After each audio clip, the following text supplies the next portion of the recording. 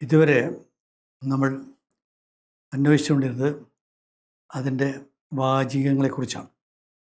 തോറ്റംപാട്ടുകൾ എങ്ങനെയൊക്കെ ഇതിൻ്റെ വാചികം ഏതൊരു തരത്തിലാണ് രൂപപ്പെടുന്നത്.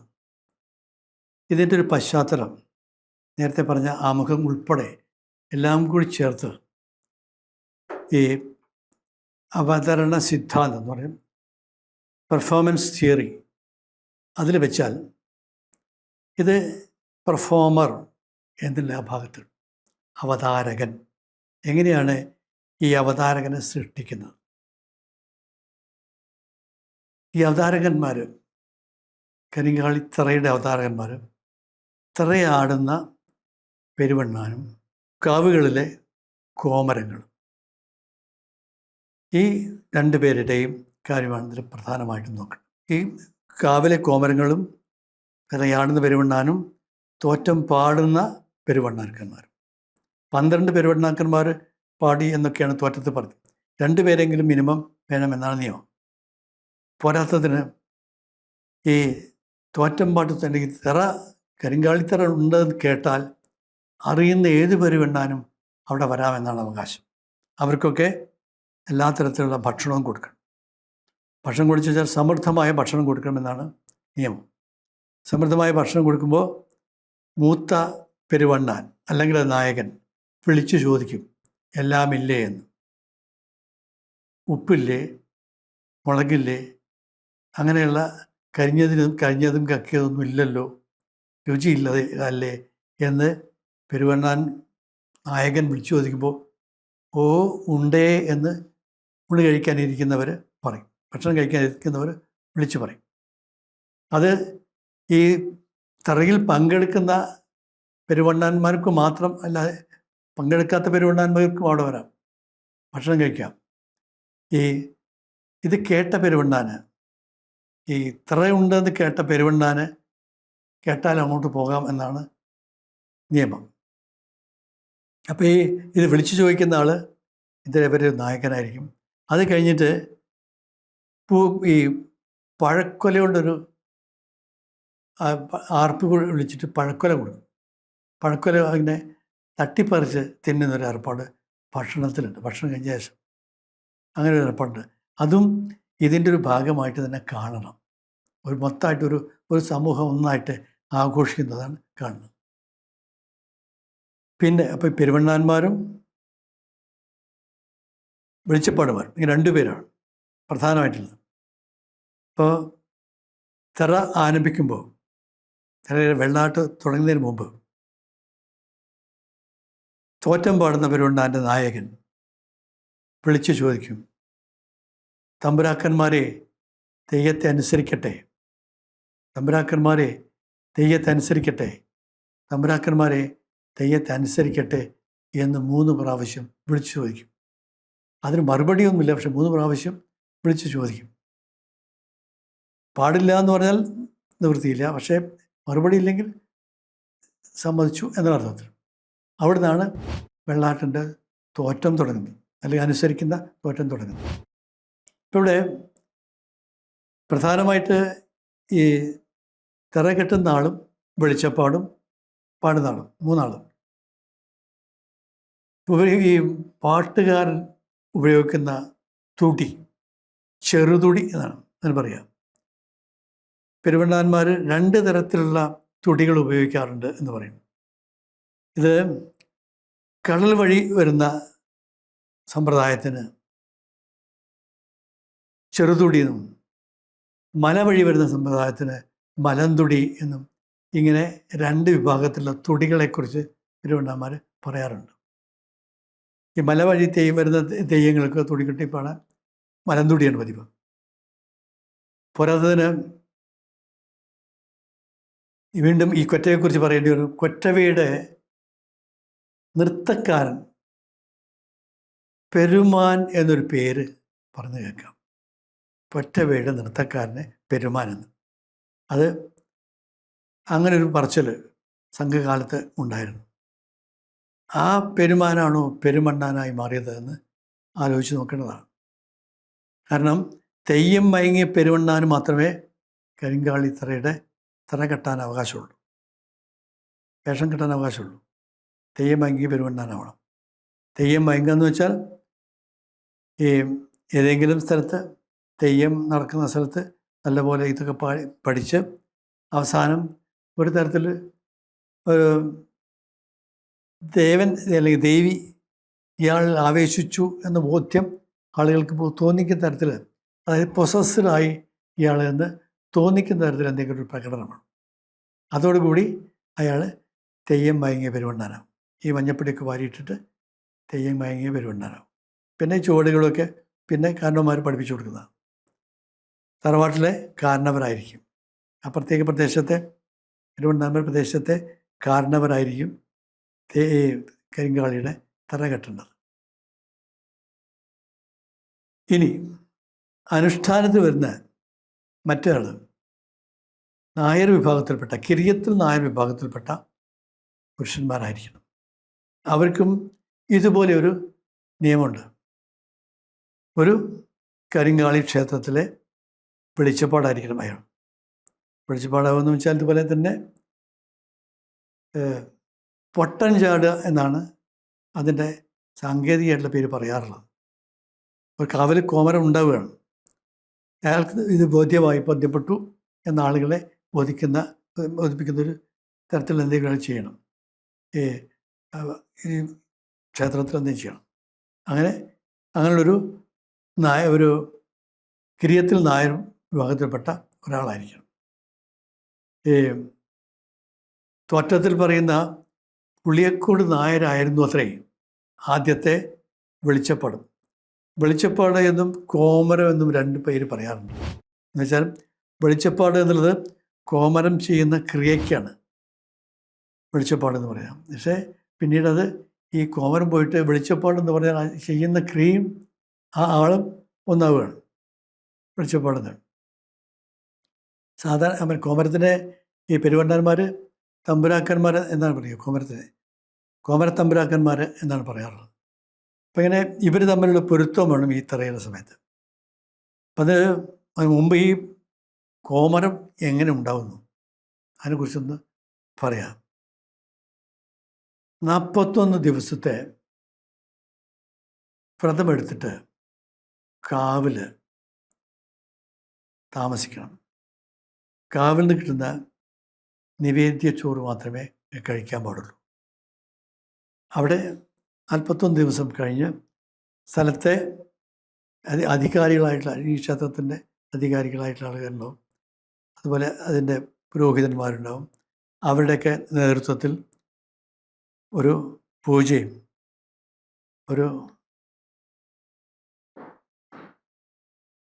ഒരു അഭിഷേകവും നടത്തിയിട്ട് തന്ത്രി ഒരു അഭിഷേകമൊക്കെ നടത്തിയതിന് ശേഷം മാത്രമേ ഇയാൾ വെളിച്ചപ്പാടാക്കി അംഗീകരിക്കുള്ളൂ. അടുത്തുള്ള ആളുകൾ തറവാടുകളിലൊക്കെ പോയിട്ട് താൻ വെളിച്ചപ്പാടായി എന്നുള്ളത് അറിയിക്കുകയും വേണം. ഇങ്ങനൊരു ചെറുതായിട്ടൊരു ചടങ്ങുണ്ട്. പക്ഷേ അത് അനായാസമായി പോകാമെങ്കിലും പക്ഷേ പിന്നീടുള്ളതാണ് കുറച്ച് നമ്മൾ പഴയ ദേവദാസി സമ്പ്രദായത്തിനനുസരിച്ച് ഏതാണ്ട് അതിൻ്റെ ഒരു പുരുഷ രൂപമാണ് ദേവീദാസൻ എന്ന് പറയുന്ന വെളിച്ചപ്പാട്. കരിങ്കാലിൻ്റെ വെളിച്ചപ്പാട് പ്രത്യേകിച്ചു. അപ്പം ഈ ദേവദാസികൾ ഉത്തമകളിൽ ഉത്തമയായിട്ടുള്ള ദേവദാസികളെ പറ്റി പറയാറുള്ളത് അങ്ങനെ പറഞ്ഞു വരുന്നത് എന്ന് വെച്ചാൽ ഈ ദേവദാസി സമ്പ്രദായം ഏതാണ്ട് ഡെഡ് ഫോക്ലോറാണ് എന്ന് വേണമെങ്കിൽ പറയാം. ഡെഡ് ഫോക്ലോറാണ്. ഡെഡ് ഫോക്ലോറിൽ നിന്ന് അൺനോൺ ഫോക്ലോറിലേക്ക് പരിണമിച്ചു കൊണ്ടിരിക്കുന്ന ഒരവസ്ഥയാണ് ഇപ്പോൾ ഈ ദേവദാസി സമ്പ്രദായത്തിനുള്ളത്. അതും ആ കാര്യം പ്രത്യേകിച്ച് ശ്രദ്ധിക്കാനുള്ളത്, ഒരു ക്ഷേത്രത്തിലെ ദേവദാസി, ക്ഷേത്രത്തിലേക്ക് വെച്ച ദേവദാസി എങ്ങനെ ജീവിക്കണം എന്നതിനെക്കുറിച്ച് നിയമമുണ്ട്. ഇത് ഉത്തമകളിൽ ഉത്തമങ്ങളായ ദേവദാസിക്ക് ഒരിക്കലും ക്ഷേത്രത്തിന് പുറത്തേക്ക് പോകാനേ പാടില്ല, പുറത്തേക്ക് ഇറങ്ങാൻ പാടില്ല. ക്ഷേത്രത്തിനകത്ത് തന്നെ ഇരിക്കണം. ഇവിടെ പല രാജാക്കന്മാരും നമ്മുടെ തമിഴ്നാട്ടിൽ, കർണാടകയിൽ, ആന്ധ്രയിലൊക്കെയുള്ള രാജാക്കന്മാർ പലരും സ്വന്തം മക്കളെ വരെ ദേവദാസിയാക്കിയിട്ട് കൊടുത്തിട്ടുണ്ട്. കൃഷ്ണദേവരായൻ്റെ മകളെ ദേവദാസിയായിട്ട് കൊടുത്തു എന്ന് ചരിത്രം പറയുന്നുണ്ട്. അതൊരു വഴിപാട് പോലെയാണ്. ഏതാണ്ട് നമ്മുടെ ഇന്നത്തെ കാലത്ത്, ഈ ആധുനിക കാലത്ത് ഒരു നൺസ്, സിസ്റ്റർമാർ എങ്ങനെയാണ് ഉണ്ടാവുന്നു, ഏതാണ്ട് അതുപോലെയാണ് ദേവദാസി, ദേവൻ്റെ ദാസിയാണ്. ഓരോ ക്ഷേത്രത്തിൽ മിക്കവാറും ശൈവ ആരാധനയുള്ള ക്ഷേത്രങ്ങളിൽ മാത്രമേ ദേവദാസികൾ ഉണ്ടാവാറുള്ളൂ. മിക്കവാറും സുബ്രഹ്മണ്യൻ, അയ്യപ്പൻ, ശിവൻ തുടങ്ങിയിട്ടുള്ള ശൈവ ദേവതകൾക്ക് മാത്രമേ ദേവദാസികൾ ഉണ്ടാവാറുള്ളൂ. അത് ക്ഷേത്രത്തിൻ്റെ ആർക്കിടെക്ചറിൽ തന്നെ ഇവർക്ക് സഞ്ചരിക്കാനുള്ളൊരു വഴിയുണ്ട്. ക്ഷേത്രത്തിൽ ശ്രീകോവിലേക്ക് സോപാനം കയറി തൊട്ടടുത്ത് കയറിയാൽ അവിടെ ചെറിയൊരു ഇടനാഴി, ചുറ്റിയുള്ള ഇടനാഴി ഇവർക്ക് സഞ്ചരിക്കാനുള്ള വഴിയുണ്ട്. അതിനുശേഷമാണ് ഈ ശ്രീകോവിൽ, പ്രധാനപ്പെട്ട പ്രതിഷ്ഠകൾ ശ്രീകോവിൽ. അപ്പോൾ ഇതിന് ചുറ്റും മാത്രമേ ഇവർക്ക് പ്രവേശനമുള്ളൂ. എന്നാൽ പുറത്തേക്ക് വരാനും പാടില്ല, അങ്ങോട്ടും പോകാൻ പാടില്ല. മാത്രമല്ല, അവിടെ ക്ഷേത്രത്തിൽ പൂജയ്ക്ക് വരുന്ന ക്ഷേത്രത്തിലെ പൂജാരിക്ക് വരെ ഇവരെ കാണാൻ പാടില്ല. ഉത്തമകളായിട്ടുള്ള ദേവദാസികൾ ഇവരെ കാണാൻ പാടില്ല. അവർക്ക് പുറത്തേക്ക് വരണമെങ്കിൽ രാത്രി സമയത്ത്, ഈ നൃത്തം പഠിപ്പിക്കുന്നൊരു സ്ത്രീ ഉണ്ടാവും, അവരുടെ സഹായത്തോടു കൂടി രാത്രി സമയത്ത് 2 സഹായികളായുള്ള പുരുഷന്മാർ പന്തം കത്തിച്ച് പിടിച്ച് വെളുത്ത ഒരു തിരശ്ശീലയുടെ പുറകിൽ നടന്നു പോയിട്ട് അത്യാവശ്യം കാര്യങ്ങൾ ചെയ്യണം എന്നാണ് നിയമം. അങ്ങനെയുള്ള ഒരു ആളാണ് ദേവദാസിയാവുന്ന, ഒരു സ്ത്രീയാണ് ദേവദാസിയാവുന്നത്. അപ്പോൾ ഒരു കടുത്ത ഏകാന്തത അനുഭവിക്കും അവർ. കാരണം പുറത്തേക്ക് പ്രവേശനമില്ല, അകത്തേക്കും പ്രവേശനമില്ല, അതിനിടയ്ക്കുള്ള സ്ഥലമാണ്. അവിടെ ഈ സോപാന സംഗീതം പാടുന്നതിനനുസരിച്ച് നൃത്തം ചെയ്യണം. ആര് കാണണം? ദേവൻ മാത്രം കാണുന്ന നൃത്തമാണ്. ഈശ്വരൻ മാത്രം കാണുന്ന നൃത്തമാണ്. ആരും കാണാൻ പാടില്ല. അങ്ങനെ നൃത്തമാണ്. അതാണ് ആ നൃത്തം പാടുന്ന ആൾക്ക്, സോപാന സംഗീതം പാടുന്ന ആൾക്കറിയില്ല, കൊട്ടുന്ന ആൾക്കറിയില്ല. പക്ഷേ സാങ്കല്പികമായിട്ട് ഒരു പതിഞ്ഞ കാലത്തിലുള്ള ചലനമാണ് അതെന്ന് പറയപ്പെടുന്നു ഈ നൃത്തം. ഇതിൻ്റെ ഒരു ഏതാണ്ട് സമാനമായിട്ടുള്ള ഒരു രീതി നമുക്ക് ഈ കരിങ്കാളിയുടെ വെളിച്ചപ്പാട്ട് കാണാം. കരിങ്കാളിക്കാവുകളുടെ ഘടന എന്ന് പറഞ്ഞാൽ ഈ പറഞ്ഞ പോലെ ക്ഷേത്രത്തിൻ്റെ ശ്രീകോവിൽ വട്ടത്തിലാണെങ്കിൽ ഇത് സമചതുരത്തിലായിരിക്കും ഘടന. അതിനുള്ളിൽ ചെറിയൊരു ശ്രീകോവിലും പുറത്ത് വേറൊരു സ്ഥലവും. ഇതിനകത്തേക്ക് വെളിച്ചപ്പാടിന് പ്രവേശനമുണ്ട്. അതിന് ചുറ്റും ചില നൃത്തങ്ങളൊക്കെ ചെയ്യാറുണ്ട്. ദേവദാസി സമ്പ്രദായത്തിൽ ഉത്തമങ്ങളായ ദേവദാസികൾ പുറത്തേക്ക് വരില്ല, പക്ഷേ വെളിച്ചപ്പാട് പുറത്തേക്ക് വരും. അതിൽ ഏറ്റവും അതിനകത്തുള്ള നൃത്തം ഈ യഥാർത്ഥത്തിൽ ദേവദാസിയുടെ നൃത്തം പോലെ തന്നെ ഇത് നൃത്തവും നൃത്തം ചെയ്യുന്ന ആളും നൃത്തം ചെയ്യുന്ന കലയും ഇത് മൂന്നും കൂടി ഒന്നായി തീരുന്ന ഒരവസ്ഥയുണ്ട്. അവിടെ ഈ കാണാനോ കേൾക്കാനോ ആളില്ല, കാണാൻ ആളില്ല, ഈശ്വരൻ മാത്രം. അപ്പോൾ ഈ ഒരു 3 തലം ഈ ദേവദാസികൾക്കും അതേ തലം തന്നെ വേണമെങ്കിൽ കരിങ്കാളിയുടെ വെളിച്ചപ്പാടുമാർക്കും പറയാം. അവർക്കും ഈ 3 തലമുണ്ട്. ഒന്ന് ഉള്ളിൽ, രണ്ടാമത്തത് ക്ഷേത്രത്തിന് ചുറ്റുമുള്ളത്, മൂന്നാമത്തത് പുറത്തുള്ളത്, താലപ്പൊലി തുടങ്ങിയവ. ദേവദാസികൾക്ക് നമസ്കാര മണ്ഡപത്തിൽ നൃത്തം ചെയ്യുന്ന ദേവദാസിമാരുണ്ട്. അതുപോലെ പുറത്തുള്ള എഴുന്നള്ളിപ്പിന് മുമ്പിൽ നൃത്തം ചെയ്യുന്ന ദേവദാസിമാരുമുണ്ട്. അതൊക്കെ കണ്ടു നമ്മുടെ നാഗർകോവിൽ, കന്യാകുമാരിക്കടുത്ത് നാഗർകോവിലൊക്കെ ഇങ്ങനെ ചില ദേവദാസിമാരുണ്ടായിരുന്നു എന്ന് കേട്ടിട്ടുണ്ട്.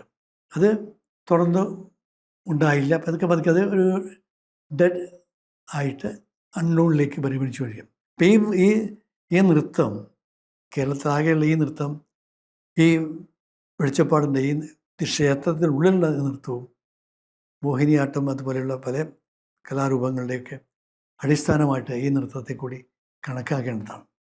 അപ്പം ഇങ്ങനെ ഈ ഈ മനുഷ്യനാണ്, ഈ ആളാണ് കരിങ്കാളിയുടെ ദേവീദാസനായിട്ട് ഭർത്താവ് കരിങ്കാളിയുടെ നേരിട്ട് സമ്മതിക്കുന്ന ആളെ എന്നുള്ളൊരു പരിഗണന ഇദ്ദേഹത്തിന് ആളുകൾ കൊടുക്കാറുണ്ട്. മറ്റ് കാര്യങ്ങളൊക്കെ മറ്റ് ഭദ്രകാളിയുടെ വെളിച്ചപ്പാട് ഭദ്രകാളി കാവുകളിലൊക്കെ ഉള്ള പോലെ തന്നെ അതേ തരത്തിലുള്ള സമ്പ്രദായമാണ്. അതൊക്കെ ഈ ഭദ്രകാളി കാവിൽ നിന്ന് എടുത്തതാണ്. ഈ ഒരു സമ്പ്രദായം ഇത് മാത്രം ശ്രീകോവിലിനുള്ളിൽ കയറുന്നത് മാത്രം അത് വേറെയാണ്. സാധാരണ ഭദ്രകാളി കാവുകളിൽ വെളിച്ചപ്പാടുകാർ അകത്തേക്ക് പ്രവേശിക്കാറില്ല. ഇതങ്ങനെയുണ്ട്. ഇങ്ങനെ ഇതാണ് ഈ കരിങ്കാളി തറയുടെ അനുഷ്ഠാനം നടത്തുന്ന ഒരാൾ ഈ വെളിച്ചപ്പാടുന്നു.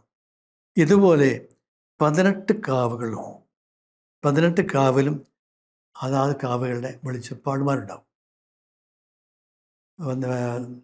നമ്മുടെ നീലാംബരക്കാവ്, കരുവമ്പുറത്തുകാവ്, തിരുവാലിക്കാവ്,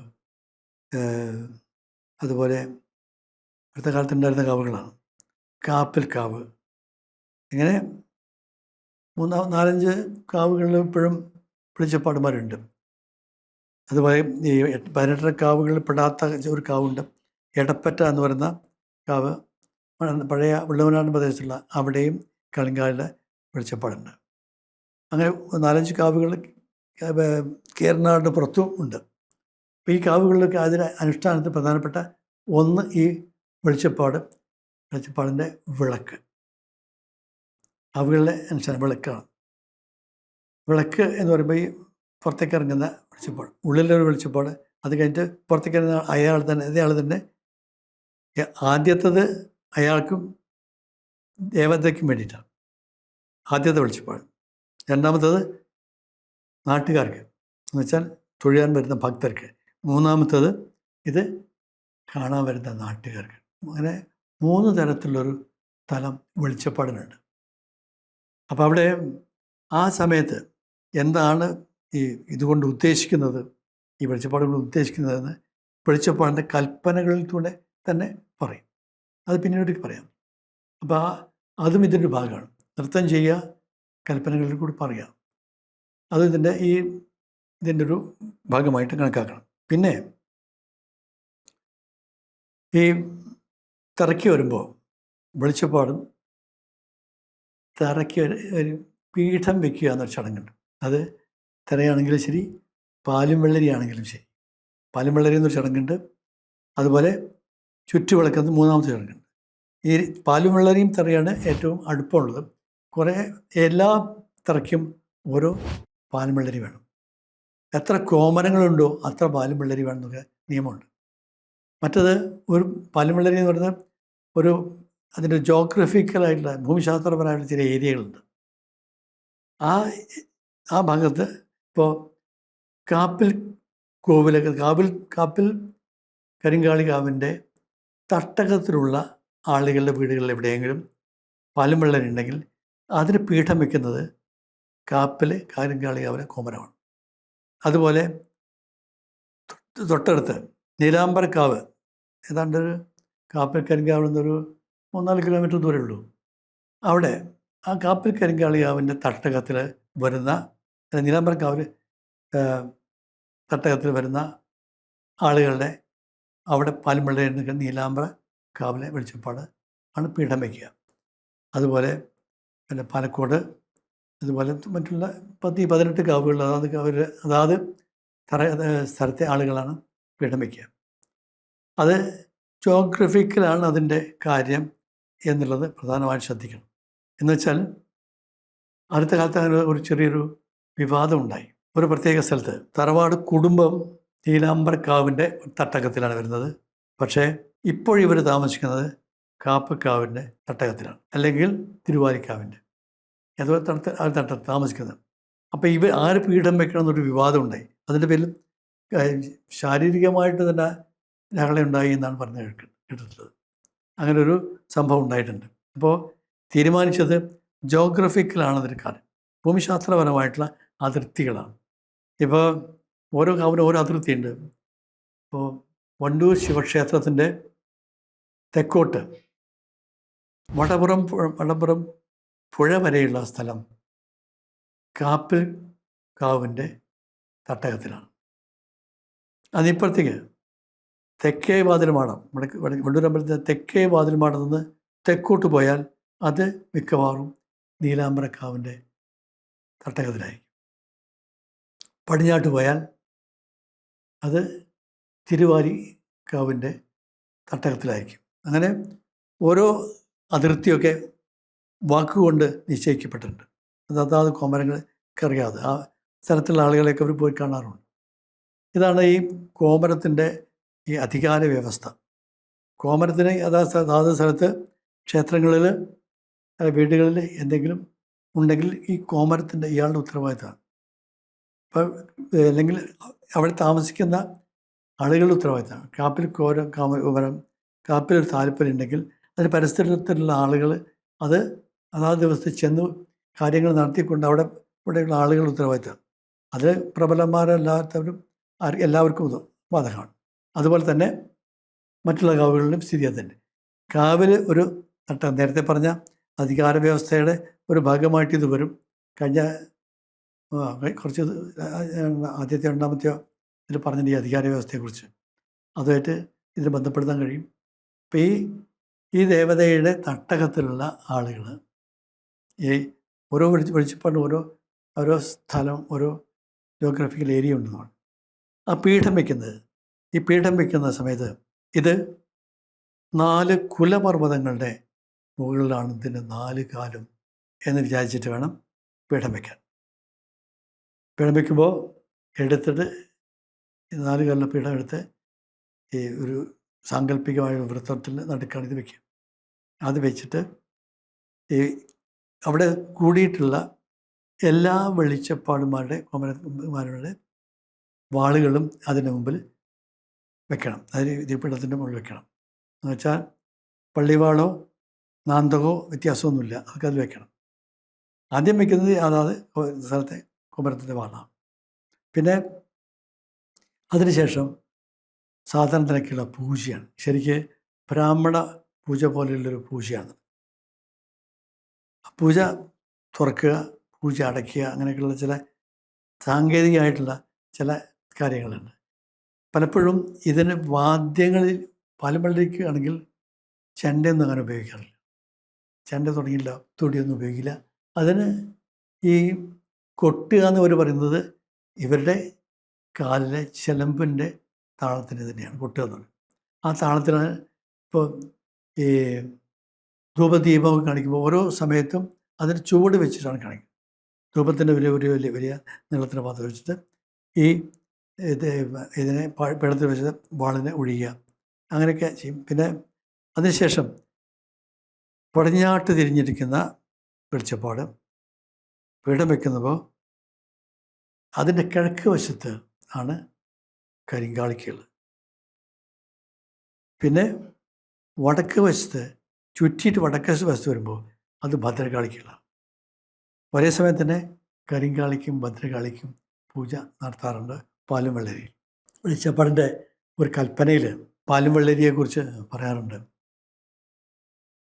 ആഴക്ക് പാലും മുഴക്ക് മഞ്ഞപ്പൊടിയും കിടാങ്ങളുടെ കൊല്ലം പൂണ്ട മുറിച്ചോപ്പിനും ഏറെ കൊതിയുള്ള ഒരുത്തിയാണെന്ന് ആരും അറിഞ്ഞില്ല എന്ന് വേണ്ട. വെളിച്ചപ്പാടിൻ്റെ കൽപ്പനയിൽ പറയുന്നൊരു വാക്കാണ്. ആഴക്ക് പാലിനും മുഴക്ക് മഞ്ഞപ്പൊടിയും കിടാങ്ങളുടെ കൊല്ലം പൂണ്ട മുറിച്ചോപ്പിനും എൻ്റെ ഇരുന്നാവൂരി അരിക്കും കൊതിയുള്ള ഒരു ദേവതയാണ് ഞാൻ എന്ന് എല്ലാവരും മനസ്സിലാക്കട്ടെ. ഇതിൽ വെള്ളരി എന്ന് പറയുന്നത് വെളുത്ത അരി എന്നുള്ള അർത്ഥമല്ല, അത് 2 നാഴിയും ഉരിയും എന്നുള്ള അളവാണ്, അല്ലാതെ വസ്തുവല്ല. 2 നാഴി അരിയെന്ന് ഈ അളവാണ്. ഒരു വെള്ളരി എന്ന് പറഞ്ഞാൽ 2 നാഴി അരിയാണ്. 2 നാഴിയും ഉരിയും കൂടി, അതാണ് പാലും വെള്ളരി. അപ്പം അത് കിടാങ്ങളുടെ കൊല്ലംപൂണ്ട മുറിച്ചോപ്പ് എന്ന് പറഞ്ഞാൽ കിടാങ്ങളുടെ പിറന്നാൾ ദിവസം ജന്മദിനം അതിനാഘോഷിക്കുന്നത് അതിനേറെ കൊതിയുള്ള വ്യക്തിയാണ്. എന്നുവെച്ചാൽ കുട്ടികളോട് വളരെയധികം താല്പര്യമുള്ള, കുട്ടികളുടെ വളർച്ചയിൽ താല്പര്യമുള്ള കുട്ടികളെ കൗതുകത്തോടു കൂടി നോക്കുന്ന ഒരമ്മയുടെ ചിത്രം പോലെയാണ് കരിങ്കാളി തന്നെക്കുറിച്ച് പറയുന്നത്. അതേറെ കൊതിയുള്ള വ്യക്തിയാണ്. അപ്പം അത് ഇങ്ങനെ വെളിച്ചപ്പാടിൻ്റെ കൽപ്പനകൾ ഇങ്ങനെ പലതും വരും. അപ്പം അതാണ് ഈ വെളിച്ചപ്പാടിൻ്റെ പാലും വെള്ളരി എന്ന് പറയും. ഇത് ഇങ്ങനത്തെ പാലും വെള്ളരിയാണ്. തറയ്ക്ക് 18 കാവിലെ കോമരമുണ്ടെങ്കിൽ 18 പാലും വെള്ളരി ഉണ്ടാവും. വൈകുന്നേരം വെള്ളാട്ടിന് തുടങ്ങിയാൽ പിറ്റേന്ന് ചാന്താട്ടത്തിന് എത്തുന്നത് വരെ മിക്കവാറും പാലും വെള്ളരികളും തുറന്നുകൊണ്ടിരിക്കും. 18 കാവിലെ കോമരങ്ങളും എല്ലാ എത്തിയ കോമരങ്ങളൊക്കെ വേറെ വേറെ ഉണ്ടാവും. അതാത് കോമരങ്ങളാണ് ചെയ്യുക. പിന്നെ ഒരു സഹായി ഉണ്ട് കൂടെ. ഈ പൂജ കഴിഞ്ഞാൽ അതിനുശേഷം വടക്ക് ഭാഗത്ത് വെള്ളം, ജലത്തിൻ്റെ കോണ്, തെക്ക് കിഴക്ക് ഭാഗത്ത് അഗ്നികോണ്, അവിടെ തീ കത്തിച്ചിട്ടുണ്ടാവും. ഒരു പ്രാവശ്യം പ്രദർശനം വയ്ക്കുമ്പോൾ ആദ്യത്തെ പ്രാവശ്യം അതിനടുത്ത് പോയിട്ട് പിന്നെ 2 പ്രാവശ്യം, പിന്നത്തെ പ്രാവശ്യം ഈ തീ ചവിട്ടുന്ന സമയത്ത് ഒരു അലർച്ചയോട് കൂടിയിട്ട് അങ്ങനെ ആ വൃത്തം ഒന്ന് വൃത്തിയാക്കും. അങ്ങനെ 3 തവണ തീയിൽ ചവിട്ടും. കത്തുന്ന തീയിലാണ് ചവിട്ടുക, കനലിലാണ് ചവിട്ടുക. ഒരുപാടൊന്നും ഉണ്ടാവില്ല. അങ്ങനെ ഒരു കാര്യം അവിടെ നടക്കും. അപ്പം അങ്ങനെ പൂജയും ഈ നിവേദ്യം ഇതൊക്കെ പാൽക്കണ്ടി വയ്ക്കുക പാൽക്കണ്ടി വയ്ക്കുക, വെള്ളരി ചൊരിയുക, ഇങ്ങനെ 2 ചടങ്ങ്. പാലും വെള്ളരി എന്ന് പറഞ്ഞ ഇങ്ങനെ 2 അനുഷ്ഠാനം ഉണ്ടാണ്. അതിനുശേഷം മഞ്ഞപ്പൊടി ആരാധന എന്നൊരു ഏർപ്പാടുണ്ട്, ഒരു ചടങ്ങുണ്ട്. അത് മഞ്ഞപ്പൊടി അരിയും കൂടി കുറേ കലർന്നിട്ടുള്ളൊരു പൂവും കൂടി ചേർന്നിട്ട് ഉള്ള ഒരു പാത്രത്തിൽ ശരിയാക്കി വെച്ചിട്ട് വലിയൊരു വട്ടപാത്രത്തിൽ അത് ഈ ഓരോ വെളിച്ചപ്പാടിനും ഓരോ കോമരത്തിനും ഒരു സഹായി എപ്പോഴും ഉണ്ടാകും. ആ സഹായിയാണ് തലയിൽ മുണ്ടിട്ടിട്ട് ഈ പാലും വെള്ളരിക്ക് ഈ മഞ്ഞപ്പൊടി ആരാധനയ്ക്ക് പാത്രം ഒരുക്കി കൊടുക്കുന്നത്. ഇത് ഓരോ സ്ഥലത്ത് ഇങ്ങനെ 4 പ്രാവശ്യം തുള്ളി, അങ്ങനെ ഓരോ താളത്തിലാണ് തുള്ളുക. ഈ ചെലങ്കയുടെ താളത്തിലാണ് ഇത് തുള്ളുക. ചെലമ്പിൻ്റെ താളത്തിൽ ഓരോ ഭാഗത്ത് തുള്ളിയിട്ട് ഓരോ ഭാഗത്ത് ഇങ്ങനെ അർപ്പിക്കുക.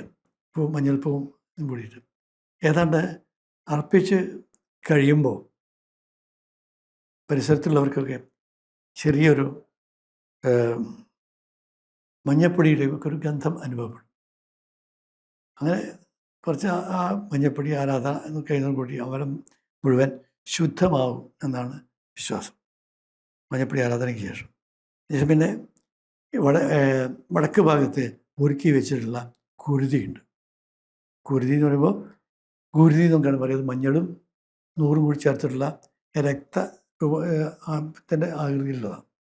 ഇപ്പോൾ ഒരു സംശയം ഈ കരിങ്കാളിക്ക് ഗുരുതി പതിവില്ല. ഇത് പാലും വെള്ളരിക്കോ അത്രയ്ക്കൊക്കെ ഉള്ളത് ഭദ്രകാളിക്ക് വേണ്ടിയിട്ടാണ്. ഭദ്രകാളിയുടെ പ്രീതിക്ക് വേണ്ടിയിട്ടാണ് ഈ ഗുരുതി പാലും വെള്ളരിയിൽ. അപ്പോൾ അത് കഴിഞ്ഞോട് കൂടിയിട്ട് ഈ വെളിച്ചപ്പാട് എല്ലാവരെയും അനുഗ്രഹിച്ചു കൊടുക്കും. പിന്നെ വെളിച്ചപ്പാടിന് ചിലർ വാളുമേൽ പഴം വെച്ച് കൊടുക്കുക, അല്ലെങ്കിൽ കുട്ടികൾക്ക് പേടി ഉണ്ടാവാതിരിക്കാൻ, ഭയപ്പെടാതിരിക്കാൻ, കുട്ടികൾക്ക് ചെറിയ പനി അങ്ങനെയുള്ള അസുഖങ്ങൾ വരാതിരിക്കാൻ ഒക്കെ വെളിച്ചപ്പാടിൻ്റെ വാളുമേൽ പണം വയ്ക്കുക എന്നൊരു ചടങ്ങുണ്ട്. അത് കഴിഞ്ഞാൽ വെളിച്ചപ്പാട് കഴുത്തിലിട്ടിട്ടുള്ള പട്ടുകൊണ്ട് ഈ കുട്ടിയെ വന്ന് ഒരു അലർച്ച അലറിയിട്ട് കുട്ടിയെ വന്ന് വീശും.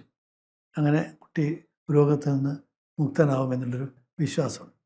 ഇത് ഈ വെളിച്ചപ്പാട് എന്ന് പറയുന്ന അഥവാ നർത്തകൻ, ഈ NCV നമ്പൂരി എന്ന് പറഞ്ഞ ആൾ ഈ വെളിച്ചപ്പാടിനെ നർത്തകൻ എന്നാണ് പറഞ്ഞത്.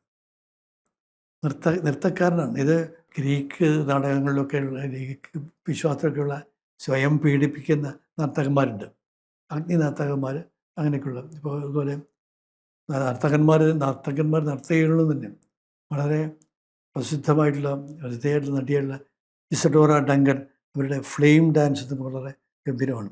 ഇപ്പോൾ കേവലം നൃത്തത്തിന് തീയും ഇതൊക്കെ ഉപയോഗിക്കുന്നത് നമ്മുടെ പാരമ്പര്യത്തിലുണ്ടായിരുന്നു. തീയിൽ ചാടുന്നത്, സ്വയം പീഡിപ്പിച്ച് കാണിക്കുന്നത് ഒക്കെ, അതുപോലെ വാളുകൊണ്ട് വെട്ടുക തലയിൽ.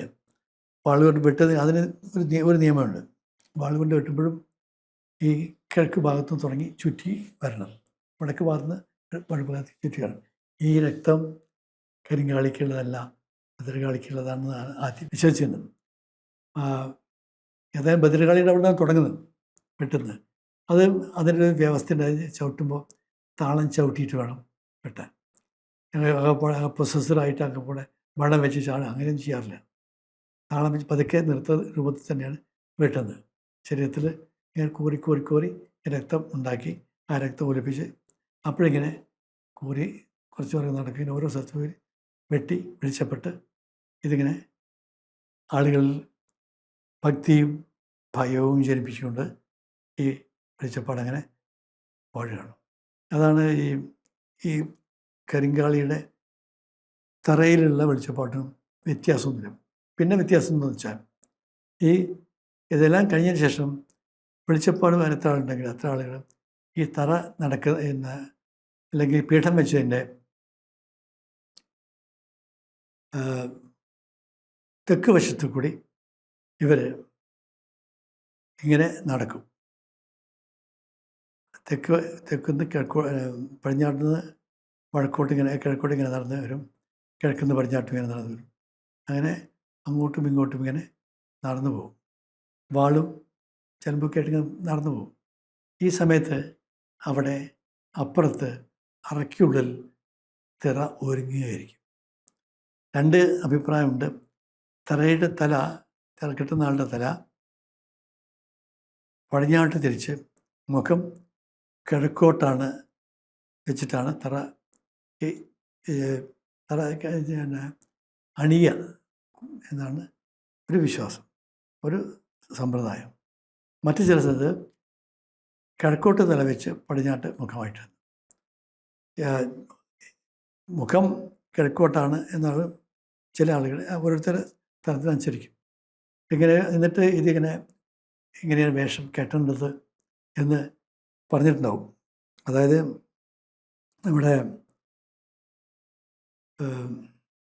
പന്തലാഞ്ചേരി തോട്ടത്തിൽ എങ്ങനെയാണ് വേഷം വേണ്ടത് എന്ന് കരിങ്കാളി തന്നെ പറഞ്ഞു കൊടുത്തു, കോലം പറഞ്ഞു കൊടുത്തു എന്നാണ്. ഈ വേഷം കെട്ടുന്ന, തറ കെട്ടുന്ന പെരുവണ്ണാന് ഇത് പറഞ്ഞു കൊടുത്തു എന്നാണ് വിശ്വാസം.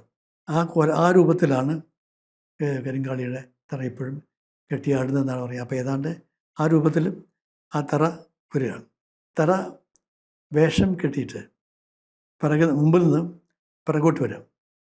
പിറകോട്ട് വരുമ്പോൾ എന്നുവെച്ചാൽ കിഴക്ക് നിന്ന് പടിഞ്ഞാട്ട് വരിക, പിറകിലേക്ക് നടന്നിട്ടാണ് വരുന്നത്. പതുക്കെ പതുക്കെ അടിവെച്ച് വരും. ആ സമയത്ത് ഈ പെരുവണ്ണാന്മാരുടെ മേളമൊക്കെ ഉണ്ടാവും, മേളവും ഈ കൊമ്പും വിളിയൊക്കെ ഉണ്ടാവും. ഈ സമയത്ത് പുറകിലേക്ക് പുറകോട്ട് അടിവെച്ച് വരുന്ന തലയും മുൻപോട്ട് അടിവെച്ച് വരുന്ന വെളിച്ചപ്പാടും തമ്മിൽ കൂട്ടിമുട്ടാതിരിക്കാൻ ശ്രദ്ധിക്കും. അങ്ങോട്ടും ഇങ്ങോട്ടും കൂട്ടി തട്ടരുത്. അതിനിടയ്ക്ക് ആളുകളിൽ നിന്ന് കൈ ഓർത്ത് പിടിച്ച് നിൽക്കണം, കൂട്ടി തൊടാൻ പാടില്ല. ഇവർ രണ്ടുപേരും ഇപ്പോൾ പതുക്കെ രണ്ടു കൂട്ടർക്കും ആവേശം കയറി വരും. തറക്കാരനും വരും, തറക്കാരൻ രണ്ട് കൈയും പിടിച്ചിട്ടുണ്ടാവും. വെളിച്ചപ്പാട് വേഗം ഓടി വരും. തടുത്ത് പറഞ്ഞേക്കണം. ഒന്ന് തടുത്താൽ അപ്പോൾ പോവും, പിന്നെയും വരണം. അങ്ങനെ വന്ന് അടുത്തെത്തുമ്പോൾ കുറച്ച് കഴിയുമ്പോഴേക്കും ഈ തറ കിട്ടിയ ആൾ, തറക്കാരൻ പടിഞ്ഞാട്ട് തിരിഞ്ഞ് ഞാൻ വരുമ്പോഴേക്ക് പടിഞ്ഞാറ് നിന്ന് വരുന്ന വെളിച്ചപ്പാട് പൂവെറിഞ്ഞിട്ട് സ്വീകരിക്കുക. അതുവരെ ബഹളം വെച്ചിട്ട് ഓടി വന്നിരുന്ന വെളിച്ചപ്പാട് ഈ തറയെ സ്വീകരിച്ച് കൊണ്ടുവരുന്ന കൂടി തറ ആരംഭിക്കുകയാണ്.